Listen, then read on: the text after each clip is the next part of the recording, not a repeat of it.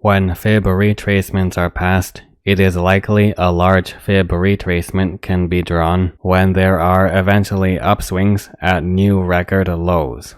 In the case a charting program has no negative retracement levels, the option to edit other inputs to negative retracement levels can be an option. Theoretically, stronger opposition to the downtrend can take place at the negative retracement levels. A large fib retracement would likely have retracement levels at those negative proportions if a suitable upswing eventually formed to draw a large fib covering the distance from record lows to downswings near record highs. A rough approximation taking the 0.236 level down to the previous area of the 0 level moves the 0 level down to the same approximate area the negative 0.236 level occupied.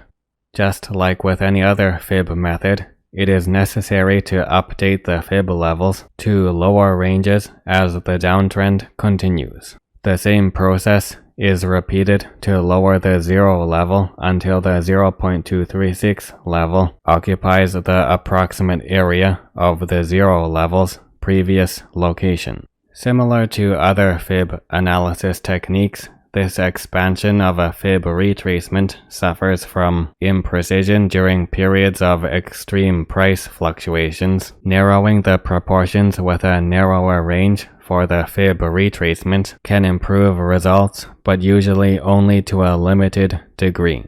Stable trends and clear swing points are also preferred, like other fib methods.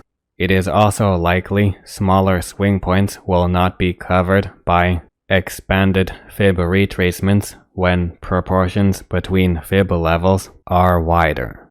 Once again, lowering the 0 level by approximately 23.6% of the fib retracements is an alternative for a rough approximation of possible upswing areas at lower ranges. Notice how when a valid large fib can be drawn after a solid uptrend develops, the expanded 23.6% distance of the old smaller fib does move all fib retracement levels in line to approximate swing points in the previous downtrend and new uptrend.